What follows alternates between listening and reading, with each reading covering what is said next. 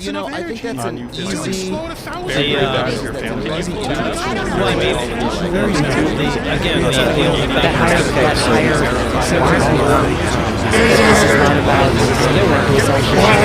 a recent poll has indicated that 6% of Americans admit to being racist. The Joe Rogan podcast has had 935 guests thus far, and that means that 56.1 of them must be racist. I've narrowed this list down to the 36 most interesting people, and we are going to be ranking them from the least to the most racist. Post Malone is an American rapper who is among the best-selling artists, having sold over 80 million records. He's kept a relatively clean track record over the years, with fewer controversies than most other celebrities. Given the fact that he is at the bottom of the racism scale, his racist tendencies aren't that bad, but they do exist. The hip-hop genre is a predominantly black one, and Post Malone is white. Throughout his entire Joe Rogan podcast, he fails to address this glaring problem. Andrew Yang, a former Democratic candidate for the 2020 election, had a huge boost in his presidential campaign when he appeared on JRE. He mostly focused on economic issues, such as his proposed universal basic income, so you wouldn't think that he has that much to say on race. You would be mistaken. Andrew Yang's popularity has led to a search decline of someone with a very similar name. Andrew Yang was an important civil rights leader and a personal friend of Martin Luther King Jr. By removing some attention from Andrew Yang damaged the legacy of the American civil rights movement. Scott Eastwood is the son of Clint Eastwood. He is a talented actor with an impressive career, but he's only famous due to the rampant nepotism in Hollywood. Clint Eastwood once said that he would never win an Oscar because he wasn't Jewish, and this plays into the anti-Semitic idea that Hollywood is run by Jews. Given the fact that Scott Eastwood is the son of Clint Eastwood, it can be assumed that some of Clint's racist ideology was genetically passed down to Scott. Snoop Dogg has achieved worldwide fame for his musical career and video game performances. He was a member of the Nation of Islam for several years, a religious organization that promotes the idea that an evil scientist named Jacob invented the white race. The whites, being inherently evil, destroyed the black utopia and ushered in everything wrong with the world. Worst of all, the Nation of Islam has some anti-Semitic inclinations, exaggerating the roles of Jews in the transatlantic slave trade. This does not necessarily mean that Snoop Dogg is an anti-Semite, but it does seem frighteningly likely. When you think of the Marvel Cinematic Universe, jaw-dropping effects and hilarious quips come to mind. But the last thing you'd think about is racism. But as it turns out, one of the lead actors in the MCU had a colorful past in dealing with racism. That's right, on the JRE podcast, Robert Downey Jr. defended the use of blackface in Tropic Thunder. Blackface is a form of theatrical makeup used predominantly by non-black people to portray a caricature of a black person. In the United States, blackface declined in popularity beginning in the 1940s and into the civil rights movement of the 1950s and the 1960s, and was generally considered highly offensive, disrespectful, and racist by the turn of the 21st century, though the practice continues in other countries. And to make matters worse, he's friends with none other than Mel Gibson, arguably the most bigoted man in Hollywood. Mark Zuckerberg, the relatable CEO of Meta, has long been known for his everyman persona. What you might not know is that he filed lawsuits against hundreds of Hawaiians in an attempt to take small parts of their land. This has led to him being described as the face of neocolonialism. He is also the owner of Facebook, a company which has been accused of discriminatory and racist behavior. And as if all that wasn't enough, he shockingly didn't post a black square on Blackout Tuesday, implying that Mark Zuckerberg does not support the Black Lives Matter movement. Quentin Tarantino has a long history with the N-word. His movies frequently use this word, with the Django Unchained featuring a whopping 110 N-words. Tarantino himself has said the N-word, although this may just be a tradition among director cameos. However, Quentin is white, and the rules of the N-word state that only black people can say the N-word. In his 2019 Once Upon a Time in Hollywood, he portrayed Bruce Lee as being short and arrogant. Bruce Lee played an important role in dismantling racial stereotypes in Hollywood, so it's questionable for Quentin to portray him in this manner. To make matters worse, Tarantino has withdrawn his defense of Roman Polanski, a Holocaust survivor. Bob Lazar is known for his claims to have worked on alien technology while he was working in Area 51, and his humble persona has persuaded many into thinking that he's actually telling the truth. A favorite of Joe Rogan, Bob Lazar's podcast was a highlight for 2019 JRE. What many listeners don't know is that Bob didn't actually see any alien spacecraft, only Chinese military equipment which had been seized by the US government. The Tsar had a very sheltered life, and didn't do very well in high school. It's entirely possible that he simply did not know what Chinese people were, hence his referring to them as extraterrestrials. This might not seem inherently racist, but his characterization of a race as not being human does raise some questions. You'd think a left libertarian like Bret Weinstein would be fiercely anti-racist, but much of his public persona is actually just a front to conceal his racist ideology. On a 2021 livestream, Weinstein accidentally showed the viewers his browser history, revealing his love of Rhodesian nationalist music. Rhodesia was a country in southern Africa which existed from 1965 to 1979 and was ruled by a white minority government. Named after Cecil Rhodes, the country was ostracized by the United Nations throughout its short existence. By harboring nostalgia for these times, Weinstein is condoning the deaths of the Africans who died in the Rhodesian Bush War. Milo Yiannopoulos has gotten himself into all kinds of mischief over the years. He allegedly welcomed Roman salutes, used anti-Semitic computer passwords, and has links to various extremist movements. Phosphate mining in the island of Nauru led to the destruction of 80% of the island's resources, leaving the remaining population forced to live along the coast. They are also extremely fat, with an obesity rate of 71%, the highest in the world. Yiannopoulos owns stock in the Pacific Phosphate Company, making him complicit in this neo-colonialization. The image of Mike Tyson isn't the kind of thing you'd expect to be associated with racism, which goes to show just how useful a good PR team can be. In 2022, he launched a number of different NFT projects. A number of prominent NFTs, such as the Bored Ape collection, features subtly coded racist imagery. There's also been a digital slave auction via NFTs, and the exorbitant amount of energy consumed by NFTs is fueling climate change. Climate change disproportionately affects people of color, making Tyson's endorsement of NFTs deeply problematic. He also casually says the N-word, as if there isn't a deeply racist history behind it. Hitler was 5'9", George Wallace was 5'7", James Madison was 5'3". What do all these people have in common? They're all racist, and they're all manlets. Do you know who else is short? Patton Oswalt, coming in at only 5'3". Considering the correlation between racism and height, this would make Patton Oswalt very racist. But I'm not going off of his height alone in my diagnosis. He was named after the World War II General George S. Patton, who once described Jewish survivors in displaced persons camps as being the greatest stinking mass of humanity. Being named after such a racist person, it's only logical that Oswald would eventually develop some racist beliefs of his own. Neil deGrasse Tyson gets a lot of hate for interrupting Joe, but personally, I'm glad he did it. It made all of his episodes way more entertaining, watching Neil assert his dominance for hours on end. Surely, one would think that such an informative and charismatic figure couldn't have a racist past. Take a look at this 1989 interview where he says the unthinkable. Black people are somehow dumb. How can Neil do this?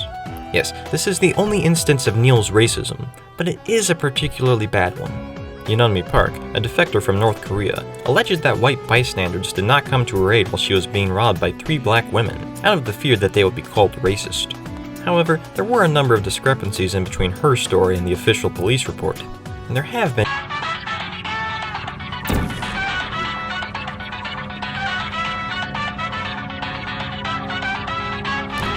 There are no black people in North Korea. John Wayne Parr is an Australian kickboxer and a former 10-time world champion. Although he and Joe have a lot in common, John Wayne has notoriously been known to go on racist rants. In an infamous 1971 interview, he stated the following: "I believe in white supremacy until the blacks are educated to the point of responsibility." And after that, he goes on to claim that white settlers were justified in taking land away from the Native Americans. And the worst part is, he didn't even say Native Americans. That's right, he used the outdated pejorative Indian to describe them. After these comments came to light in 2019, his exhibit at the University of South Carolina was removed. Bernie Sanders has advocated for a number of racially progressive policies, so you're probably wondering why he's this high on the list. The thing is, he's always held a negative opinion of Italian Americans. On his official Letterboxd account, he's given all of Martin Scorsese's films a half star. He also gave a half star to The Sopranos. In a 2010 interview, he accidentally breaks from character and calls Italians slimy greaseballs who can't make good pizza. The term greaseball is considered an ethnic slur. Sanders has characterized Italian Americans as being criminals, condoned various historical lynches, and once said of New York City Mayor Bill de Blasio, "He's lower than an animal." Mr. Beast is something of an enigma. He doesn't listen to music, he doesn't watch television or movies, and his real name isn't even Beast. It's Jimmy Donaldson. He's like the Antichrist. Donaldson once kicked someone off of a clubhouse room because, quote, their name was difficult to pronounce. Many of Donaldson's older videos contain offensive content as well. For example, he's made videos such as saying the N-word 100,000 times, saying every racial slur, and would you say the N-word for $10,000? If that isn't racist, I don't know what is. Longtime Redditor and host of the hilarious Adam Ruins Everything, Adam Conover's 2019 episode is an all-time great. On this podcast, Conover wore a shirt with the letter B on it. While many commenters joke that this must stand for beta, the truth is far more harrowing.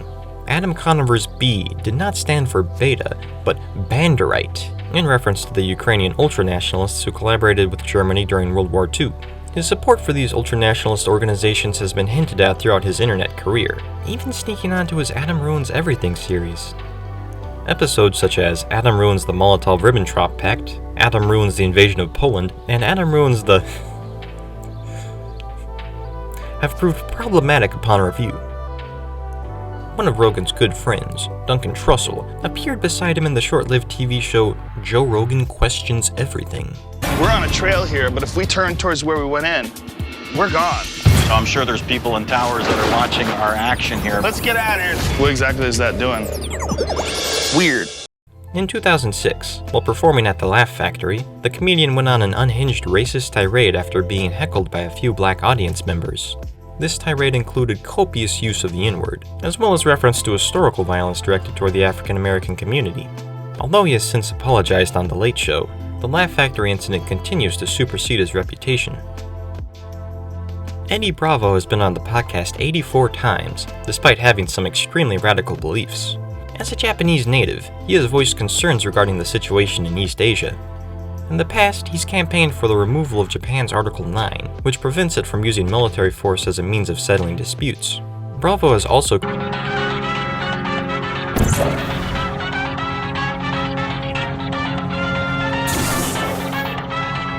total farce. In episode 914, Eddie argued that excess Chinese civilians killed in the Second Sino-Japanese War were all just crisis actors. This kind of historical negationism can be considered genocide denial, the final stage in the genocidal process.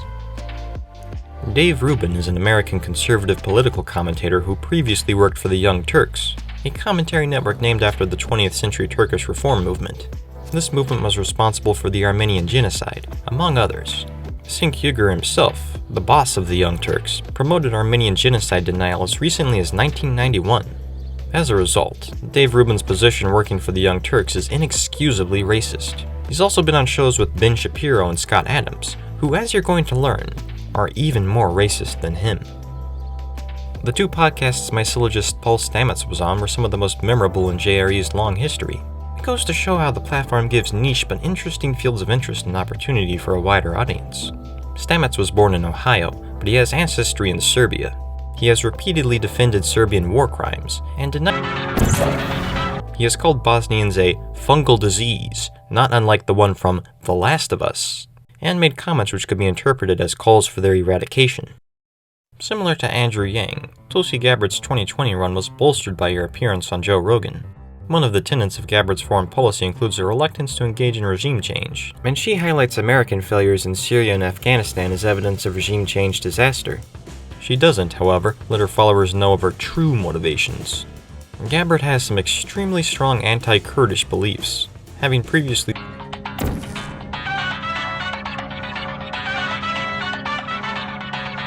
the Kurds has led to her being targeted by Kurdish militant groups, with many attack ads against her being funded by the Kurdish Workers' Party.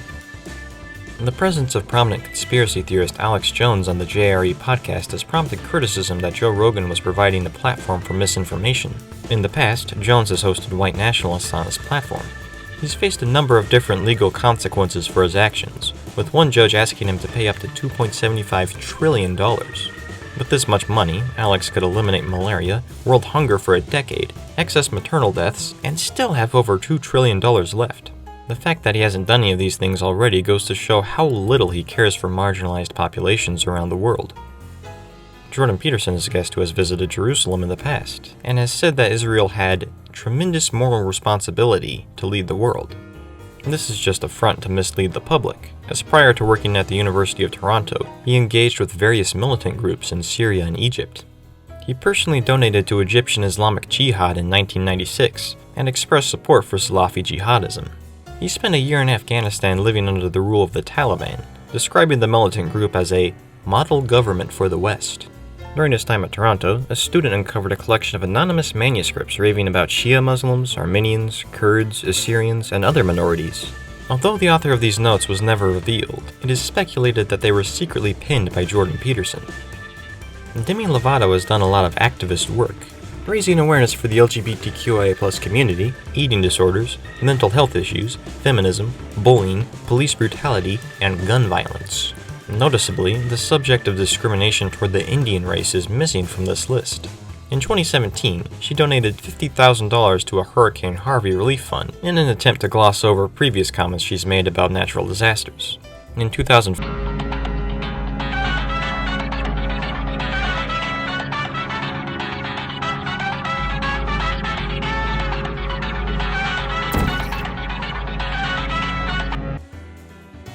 even more racist than that, South African native Elon Musk profited greatly from the apartheid regime which lasted until 1994. He also bought Twitter, and controversially changed the content policy slightly. Twitter's N-word usage jumped a whopping 500% after the Musk acquisition, which means that he's probably responsible for more N-word utterances than perhaps anyone else on this list. That's not the only reason he's this far down. Musk has had run-ins with schizophrenia in the past, and claims that in 1999 he ran over a CIA that glows in the dark. Recently, there has been speculation that Scott Adams, the author of the Dilbert comic, may be racist. A little-known fact is that, during his time in Pakistan back in 1971, he joined up with their armed forces. He fought for the nation during the Bangladesh Liberation War, which served as inspiration for many future Dilbert strips. Some photograph course of the conflict. He's gone on record saying disparaging things about Bangladeshi and Indian people, as well as making fun of them in Dilbert, the animated series. In a similar vein, the characters from the fictional nation of Albania embody the stereotypes of Eastern Orthodoxy. Ted Nugent has criticized the end of apartheid in South Africa, and stated, "Not all men are created equal." Upon visiting the war room belonging to Saddam Hussein, he said that America should have launched nuclear bombs against Iraq. Nugent has called Islam a voodoo religion. He once claimed that gun control was part of a Jewish conspiracy. He has called Obama a subhuman mongrel. Subhuman mongrel! But worst of all, he didn't post a black square to Instagram on Blackout Tuesday, implying that he does not support the Black Lives Matter movement. Ben Shapiro once said, "When I see in the newspapers that civilians in Afghanistan and the West Bank were killed by American or Israeli troops, I don't really care." This is an awfully racist thing to say. Ben Shapiro has been on the show 4 times, and he's never apologized for making these remarks. This becomes worse when you consider his status as an international fugitive for the crime. The source of his war crimes very likely came from a place of racism deep within him. Hopefully, he'll learn to be more tolerant someday. Dave Chappelle is a controversial comedian who has been the subject of debate in recent years. His 2021 special, The Closer, proved to be especially contentious. One gag has him coming up with a plot for a movie, and he describes aliens trying to reclaim the Earth as being rightfully their own, because it was theirs a long time ago. The punchline being that the movie would be called Space Jews. He also said the N-word a number of times throughout the special.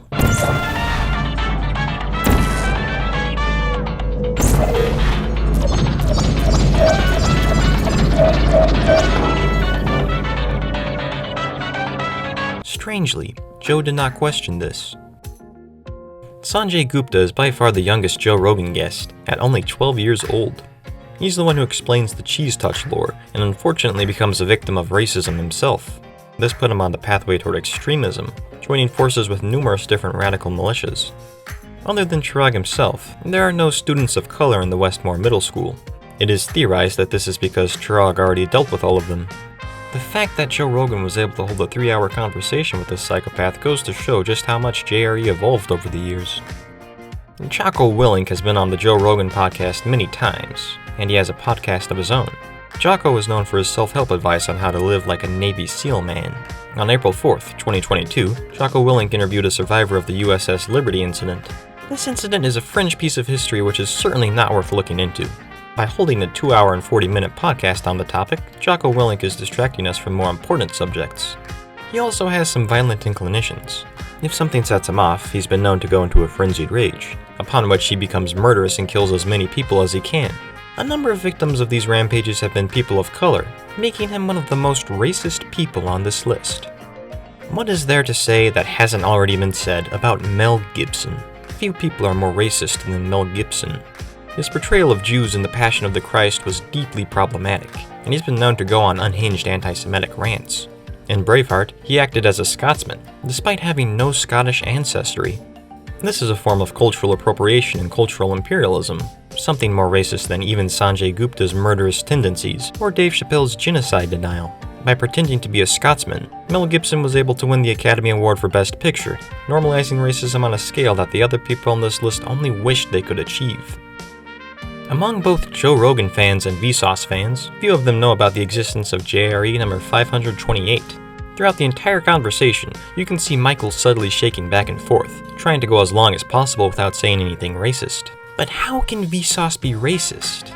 A lot of his audience is unaware of just how different old Vsauce is from new Vsauce. Check out the intro from this now deleted video, accessible only from the Wayback Machine. Hey, Vsauce! Michael here. That's right, he just said it casually, in your face, and with no explanation. He continues the rest of the video as if nothing ever happened. David Duke, Richard Spencer, Julius Evola, Hermann Göring, Leopold II. What do all these people have in common? They aren't 1/10 as racist as Michael Stevens. Of course, Michael Stevens is just one of his many aliases. All race-based persecution worldwide since 1996 can be traced back to him, implying that he began his operations when he was only 10 years old.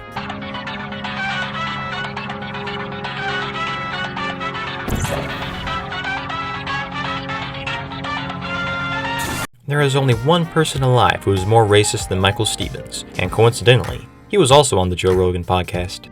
You've probably guessed who he is by now. That's right, it's none other than the infamous Ye, formerly known as Kanye West.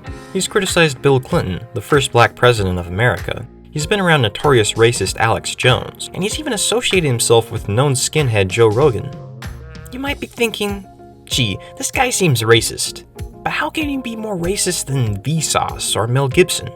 Every single thing West has ever said can subtly be interpreted as racist, but still appear normal enough to pass over most people's heads. Just watch this clip from a 2016 interview. Like all black, actors can talk about the glass ceilings that we've dealt with out in this town. And it's you get your night, go ahead. Chris Rock's gonna do it.